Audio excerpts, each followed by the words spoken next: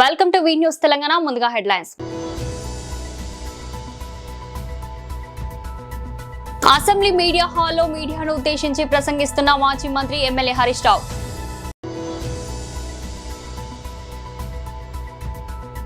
MLA Shri Payal Shankar గారు మీడియాను ఉద్దేశించి ప్రసంగిస్తున్నారు.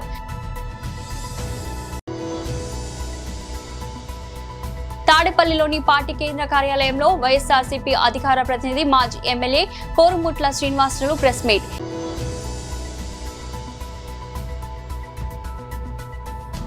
ఏపీలో పట్టాలు తప్పిన గూడ్స్ రైల్. అసెంబ్లీ మీడియా హాల్లో మీడియాను ఉద్దేశించి ప్రసంగిస్తున్న మాజీ మంత్రి ఎమ్మెల్యే హరీష్ రావు. మీద ఈ బడ్జెట్ లో స్పష్టత వస్తుందేమో,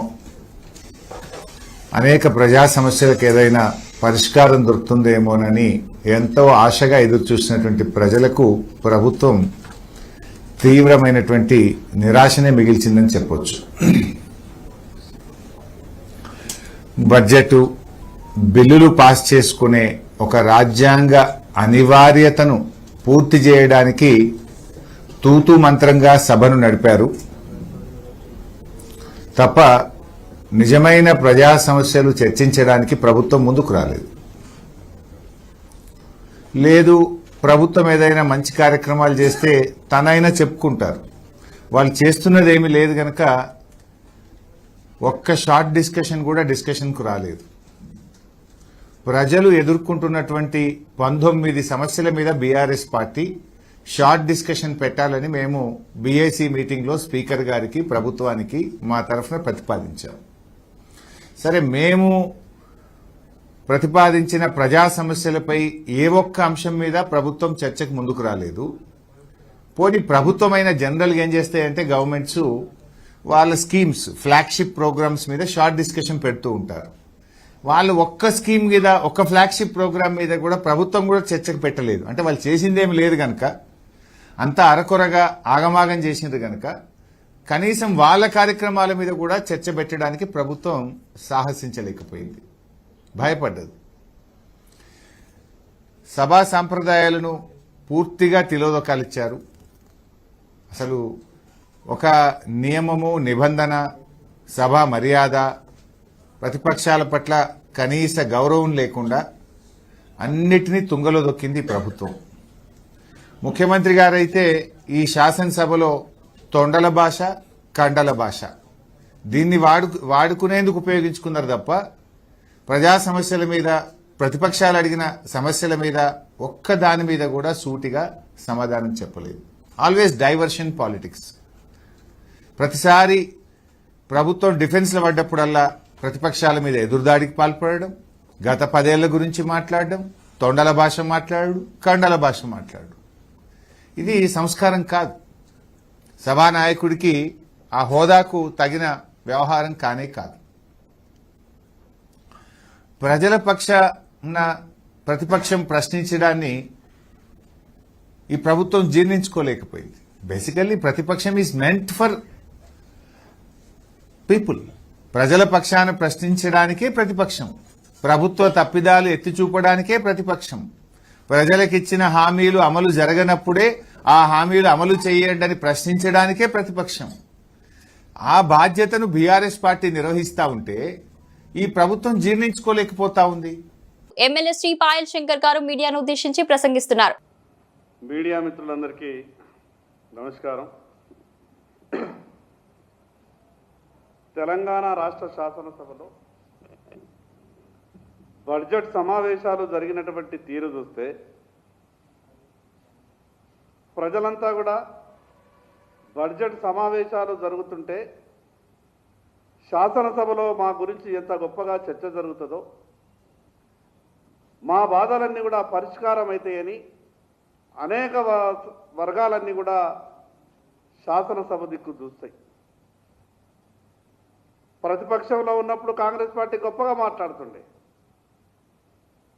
బడ్జెట్ సమావేశాలు 45 రోజులు కనీసం జరగాలి, కానీ తూతూ మంత్రంగా వారం 10 రోజులు నిర్వహిస్తున్నారని గతంలో పాలించినటువంటి పాలకుల మీద మాట్లాడుతుంది. మరి ఈరోజు కాంగ్రెస్ పార్టీ అధికారంలోకి వచ్చిన తర్వాత బడ్జెట్ సమావేశాలు ఆ 10 రోజులు తప్పితే ఆ 45 రోజుల మాట ఎందుకు మర్చిపోయిందో కాంగ్రెస్ నాయకులు మాకైతే అర్థం కాలేదు. బడ్జెట్ సమావేశాలు అంటే రాష్ట్ర భవిష్యత్తును నిర్ణయించేటటువంటి సమావేశం. తెలంగాణ రాష్ట్ర ఆర్థిక వ్యవస్థ అతలాకుతలమయ్యింది. భారతీయ జనతా పార్టీ అనేక సందర్భాల్లో ఈ రాష్ట్రంలో ఉన్నటువంటి సమస్యల్ని ప్రస్తావించే ప్రయత్నం చేస్తే అడుగడుగున గొంతు నొక్కేటటువంటి ప్రయత్నం. పార్టీ సభ్యులకు ఇచ్చినటువంటి అవకాశాన్ని కూడా ఎక్కడ ఏ చిన్న ప్రభుత్వం మీద విమర్శ వచ్చినా నలుగురు మంత్రులు లేచి సరైన రీతిలో సమాధానం ఇవ్వాల్సింది పోయి ఎగతాళి చేసే విధంగా మాట్లాడడం, ఎదురుదాడి చేసే విధంగా మాట్లాడడం. టీవీలలో చూస్తున్నటువంటి చాలామంది ఈ శాసనసభ సమావేశాలు జరిగినటువంటి తీరు చూసి ఇందుకేనా మనం తెలంగాణ రాష్ట్రం తెచ్చుకున్నది, ఈ రకమైనటువంటి సన్నివేశాలు చూడతందుకేనా తెలంగాణ రాష్ట్రం తెచ్చుకున్నదని ఈరోజు అనేక మంది బాధపడేటటువంటి పరిస్థితి. ఇంకొక దురదృష్టకరమైన సంఘటన, జాతీయ గీతాన్ని వందే మాతరంని అవమానపరిచినటువంటి ఎంఐఎం ఎమ్మెల్యేల మీద చర్యలు తీసుకోవాలని భారతీయ జనతా పార్టీ పట్టుబడితే వాయిదా తీర్మానం ఇస్తే ఈరోజు దేశాన్ని అగౌరవపరిచినటువంటి వ్యక్తుల మీద చట్టరీత్యా చర్యలు తీసుకుని వాళ్ళని డిస్క్వాలిఫై చేయాలని భారతీయ జనతా పార్టీ పట్టుబడితే వాళ్ళని డిస్క్వాలిఫై చేసేటటువంటి సంగతి దేవుడెరుగు. వాళ్ళని ప్యానల్ స్పీకర్ మీద కూర్చోబెడతారు. ఇది దేశానికి అవమానకరం.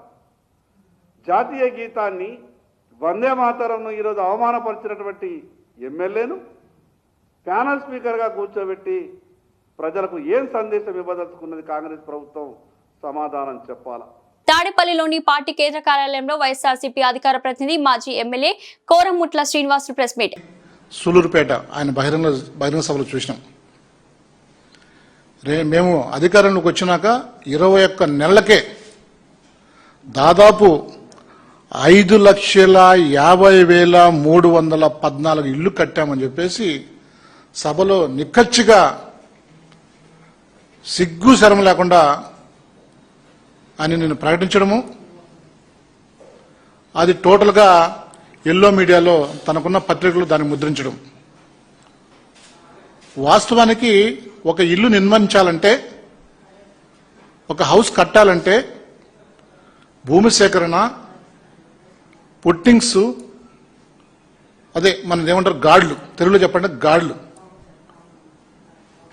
ఫౌండేషన్ చేయాలంటే మినిమం అంటే 3 months పడుతుంది. అంటే 3 నెలలు, అంటే 90 days 90 రోజులు పడుతుంది. ఇంకా గోడలు ఆ నుంచి స్లాబులు అంతా కట్టాలంటే దగ్గర 1 year పైన, అంటే దాదాపు 1.5 year పడుతుంది. ఏది ఒక ఇల్లు కట్టుకోవాలంటే. ఈ 22 నెలలకే 5,50,613 ఇల్లు కట్టినామంటే ఎంత అసత్యం ఆడుతున్నాడు, ఎంత అబద్ధాలు ఆడుతున్నాడు, ప్రజలను ఎంత మోసగిస్తున్నాడు అనేదానికి నిన్న జరిగిన సభలో ఆ అసత్యాలు, ఆ అబద్ధాలు, మోసాలు చెప్తుంటే ప్రజలు నవ్వుకుంటూ ఆ సభ నుంచి వెళ్ళిపోయినారు, నిష్క్రమించారు. ఎంత అసత్యాలు, ఎంత మోసాలని. అంటే ఆయన చెప్పేటి ఓన్లీ ఎల్లో మీడియాలో మాత్రమే వస్తాయి. జగన్ గారు ఇచ్చిన ఇల్లులు మాత్రము నిన్న లబ్ధిదారులు, బెనిఫిషియర్స్ చాలా క్లియర్గా పట్టుకున్నారు. మాకు జగన్ గారు ఇచ్చిన ఇల్లులు, మాకు జగన్ గారు ఇల్లు ఇల్లులు అని చాలా క్లియర్గా చెప్పాడు. అంతెందుకు, నువ్వు 2014-19లో నీకు దాదాపు 14-15లో దాదాపు 1,70,000 సాయం చేసినావు. అదేవిధంగా 16-17లో దాదాపు 1,00,000 ఇల్లు సాయం చేసినాం. కనీసం అంటే ఒక 40% కూడా నిర్మించిన పరిస్థితి ఆనాటి మీ ప్రభుత్వం. లాస్ట్కు 2014-19లో మీరు కట్టిన నిర్మాణం ఏదంటే మీరు ఇచ్చిన 6 లక్షల ఇళ్లకు కేవలము 5% ఇల్లు, అంటే 20,000 ఇల్లు కట్టినారు. అది మీ యొక్క పనితీరు. వైఎస్ జగన్మోహన్ రెడ్డి గారు అధికారంలోకి వచ్చిన తర్వాత రాష్ట్ర ప్రజల యొక్క స్థితిగతులు తెలుసుకొని ఒక ఆలోచన చేసినాడు. తను ఒక ఆలోచన చేసినాడు.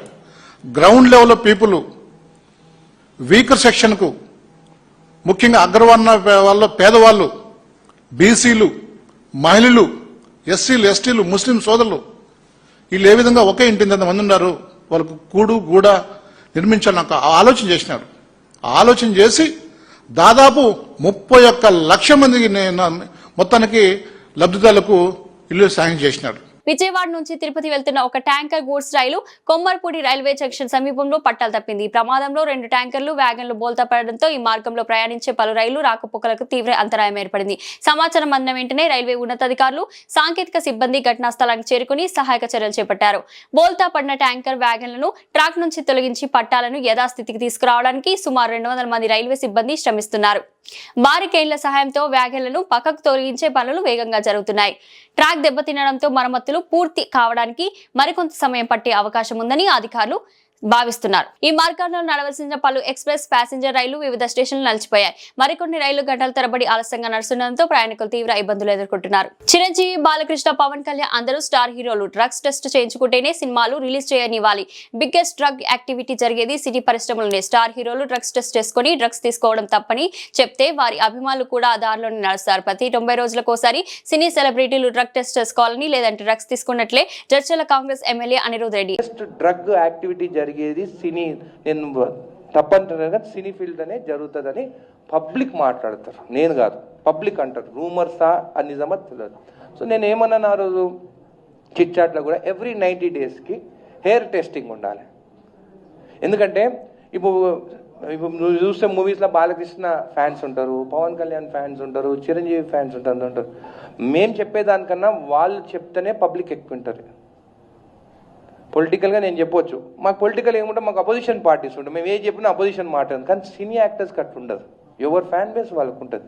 వాళ్ళు టెస్ట్ చేసుకొని ఇంకో మేమంతా క్లియర్ ఉన్నామంటే పబ్లిక్ అరే మా యాక్టరు డ్రగ్ అడిక్ట్ కాదు, మేము కూడా డ్రగ్స్ దగ్గర పోవద్దు.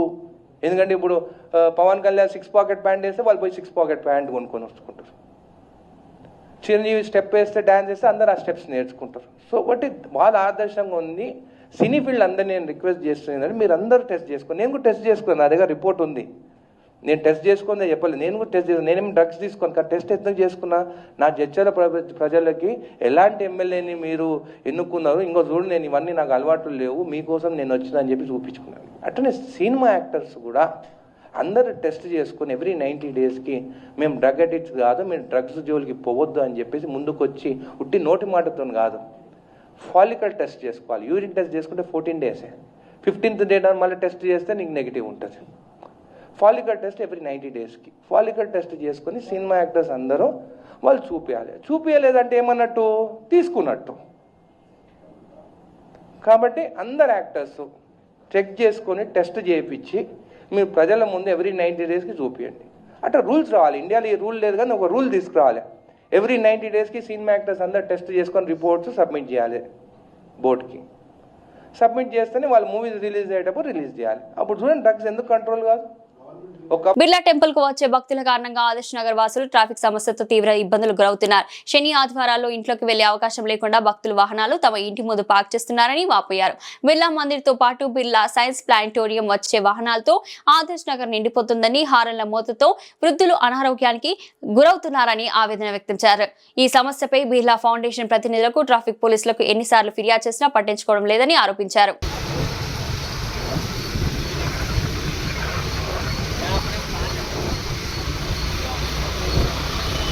అరే మా ఇంటి ముంగలికేనే ఉన్నాయి ట్రాఫిక్ వాళ్ళు కూడా వచ్చారు. పిలుస్తుంది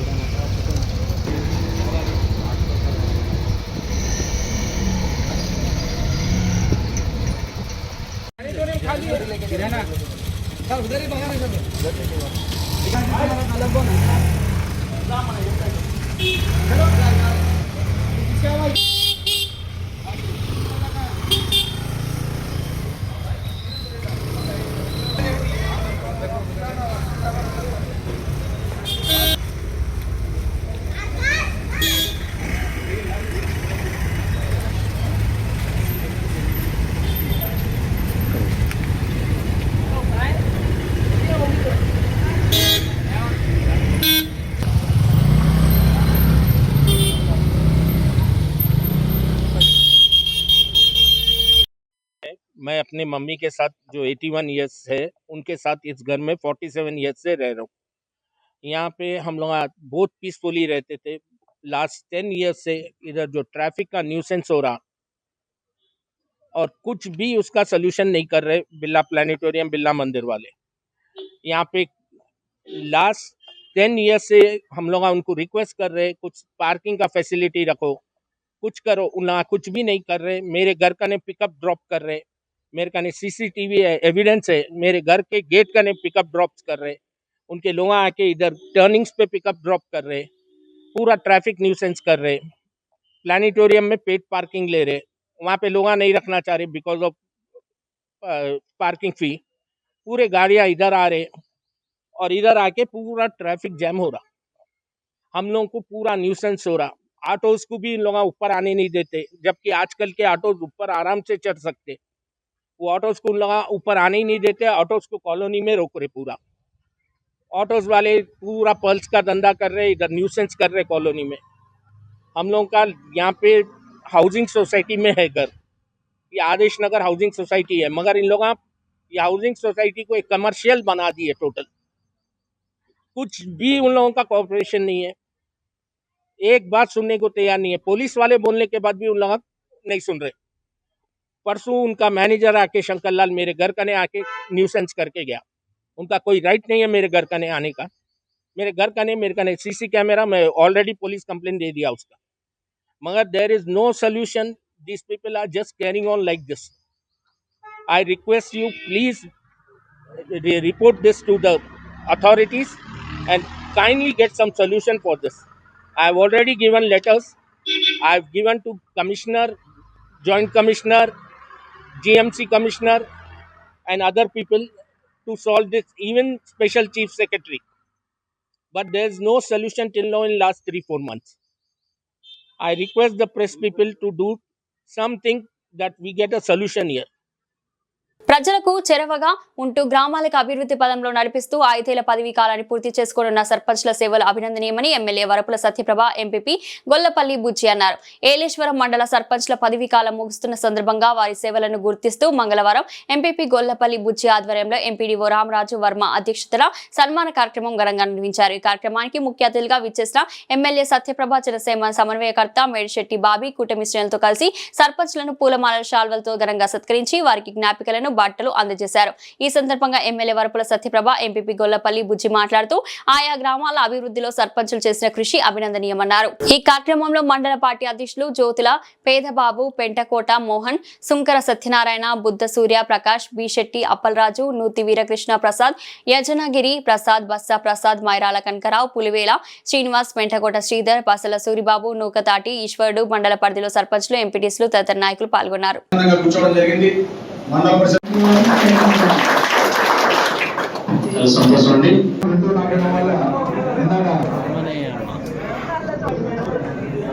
బరువు ఎక్కువైపోయి వాళ్ళకి ఇదిగా పెద్ద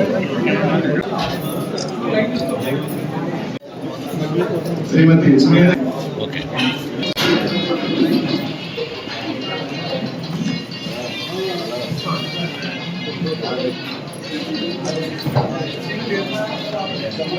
వారి వేరే కార్యం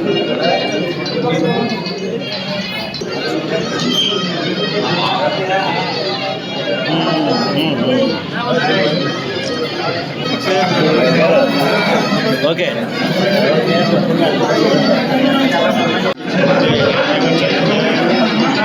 శాసనసభ్యులు తెలుగుదేశం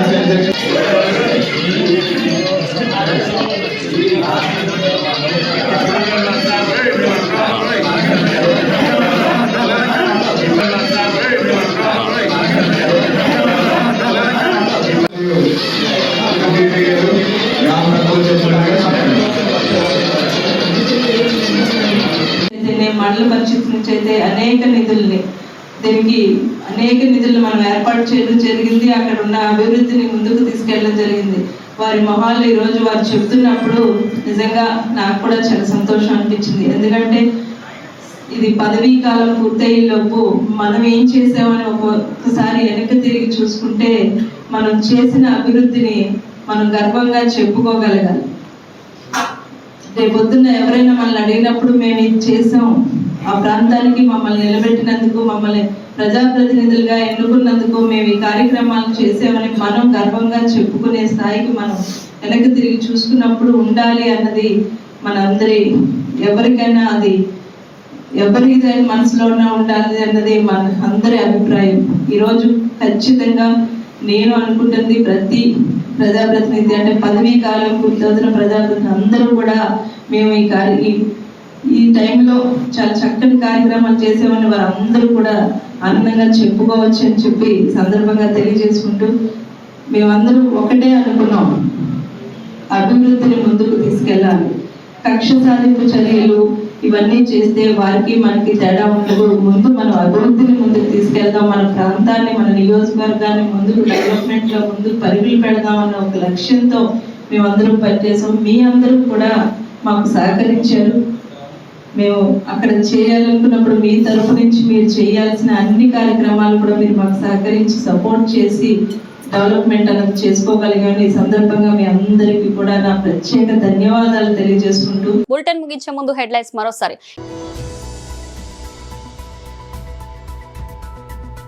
అసెంబ్లీ మీడియా హాల్లో మీడియాను ఉద్దేశించి ప్రసంగిస్తున్న మాజీ మంత్రి ఎమ్మెల్యే హరీష్ రావు.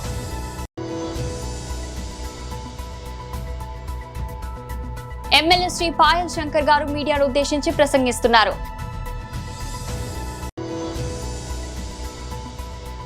తాడేపల్లిలోని పార్టీ కేంద్ర కార్యాలయంలో వైఎస్ఆర్సీపీ అధికార ప్రతినిధి మాజీ MLA Korumutla Srinivasarao press meet.